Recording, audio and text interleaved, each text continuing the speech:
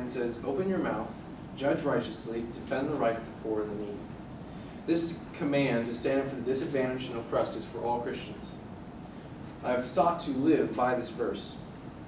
In this presentation, I'll share with you one way in which I am seeking to stand up for the poor and the needy. My name is Jace Bauer. I'm 17 years old. I live in Mooresville, North Carolina, and I'm active in the Iredell 4-H, West Iredell 4-H Club. My family and I have been involved in 4-H for about 4 to 5 years, and we've definitely grown and benefited from this program. Some of my passions include history and government and pro-life ministry. I've always considered myself pro-life, but until recently those convictions really hadn't played an active role in the way I lived. And this presentation is kind of going to be about how I got involved in that ministry. So just a little bit of background. In 1973, the Supreme Court passed the landmark Supreme Court case Roe v. Wade, which legalized abortion in all 50 states.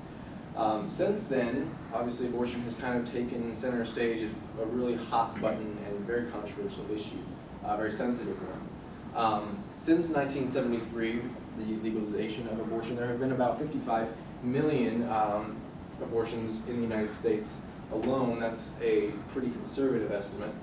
To give you a little bit of perspective about how big that number is, I've included this graph.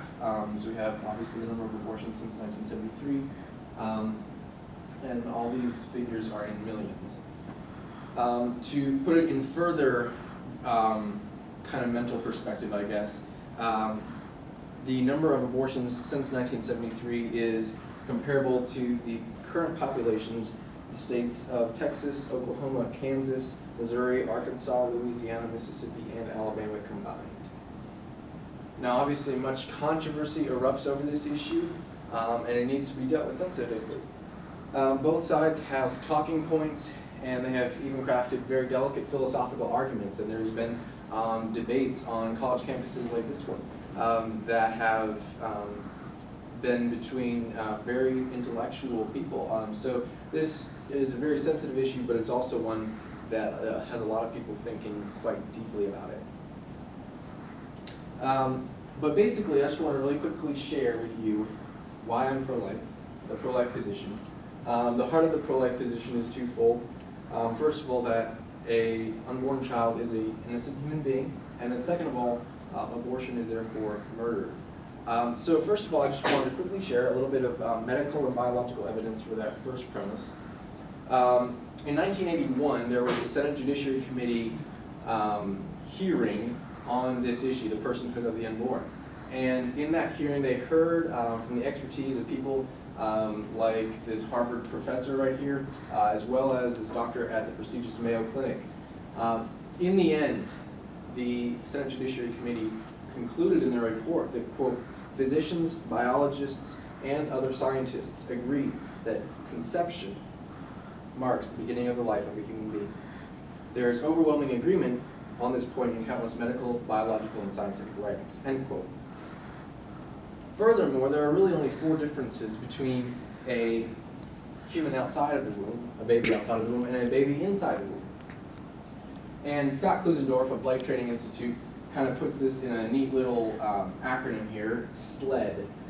S stands for size. Now obviously a child in the womb is much smaller than even say a 2-year-old outside the womb. But I like to quote the famous philosopher Horton from Dr. Seuss's Horton Hears a Who, when he says, quote, "A person's a person no matter how small."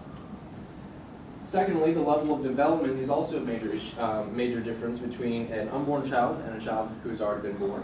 An unborn child has not been fully developed yet, whereas a child outside the womb has been to a greater degree. However, even a child outside the womb is still not fully developed. A child is not fully developed as an adult, but that doesn't necessarily take away the value of that human being, nor does it allow us to legitimately kill them. The third difference is the environment.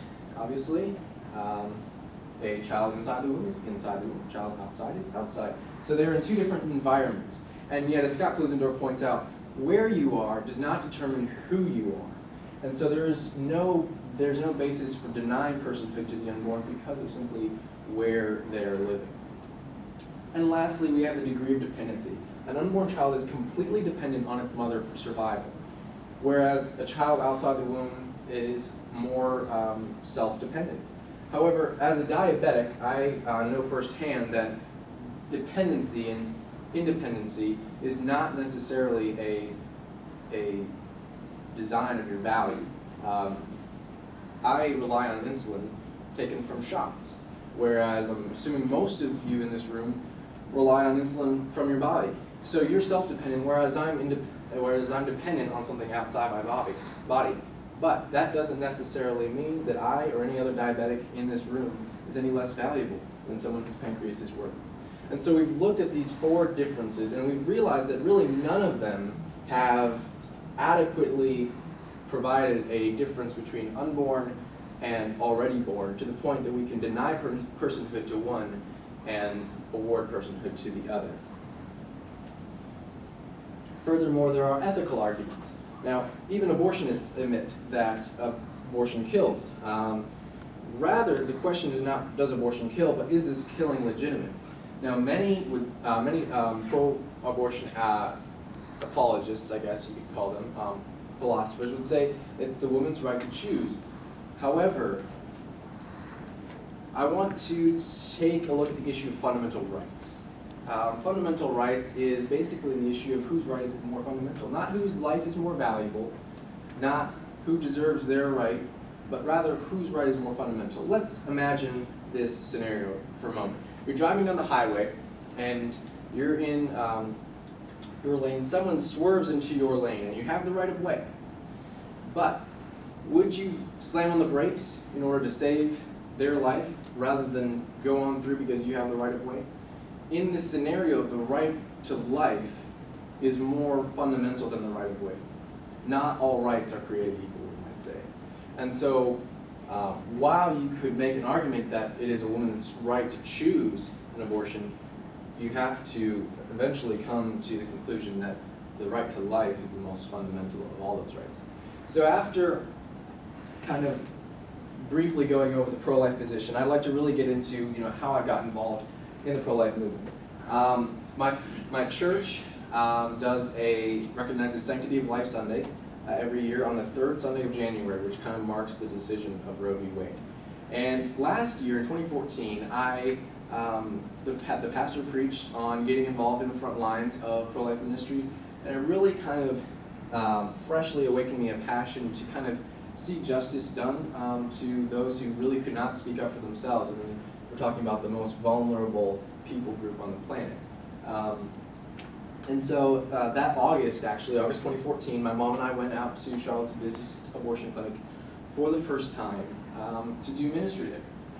Our ministry at this clinic, or at this mill, is nonviolent. It is peaceful. We are not there to condemn people. We're not there to shout at them, as many stereotypes would have us believe. But rather, we're trying to speak the truth in love, as Ephesians 4:15 would encourage Christians to do. And furthermore, we're there to provide resources to these women, many of whom are in crisis. They've come because they're desperate and they're in a situation, and so we want to be able to be there to provide for practical needs that they have. And so that's kind of what we do out there at the abortion clinic. Just trying to tell women what God's Word has to say about abortion. Go through what I've already gone through, the sled. Showing them that the child you have inside of you is a person, and they're just as valuable as you. And furthermore, that we have resources to provide for needs that you may have had that may have brought you here. So the ministry at this mill has strengthened my faith in a lot of ways. I've grown a lot in my faith in God, seeing the stories out there, seeing what's been happening out there, and just realizing how great God is and how He works. Also, it's provided me with mentors. There have been several other men who go out there to minister, and they've really spoken into my life, not just on this issue, but also on just general wisdom and practical advice for life. It's given me a sense of fulfillment to know that I'm out there serving Christ, serving others, and also saving lives. I remember there was this one particular day that we were out there, and a woman started driving into the driveway. And this is the pamphlet that we hold out. It has pictures of the child's development, so that women can see how their child has been developing over the past few weeks. I held out one of these to her, and she stopped and rolled her window down and took it. And my mother and another woman, brought her off to the side of the road and were counseling her, talking about different things with her, probably going over some of what I've already gone over this afternoon. And she ended up leaving the mill and choosing life, and we gave her a gift bag, and it was just a very generally happy time to know that someone had kind of turned away from that destruction, and so it was such a good feeling to be used by God in that situation. And lastly, it's just given me a chance to love and serve others in a very, very tangible way. So really, in conclusion, I wanted to share some resources that I used. In particular, I wanted to draw your attention to the second one here on the list, ProlifeTraining.com. I mentioned Scott Klusendorf before, of Life Training Institute. This is his website, ProlifeTraining.com, and if you have any questions or doubts about the pro-life position, I would encourage you to check his website out. He has it laid out very well organized, very helpful. So in conclusion, I really just wanted to end on a positive note by noting that in Charlotte alone, in the year of 2015, over 300 babies have been saved at the last minute from abortion, and that is cause to celebrate. And so I will continue to be faithful in this and hope that over the next few months, many more will be saved. Thank you. The judges have any questions? It's a pretty heavy topic, and very impressed with the way it was organized and sensitive to looking at both sides of it. Yes, ma'am.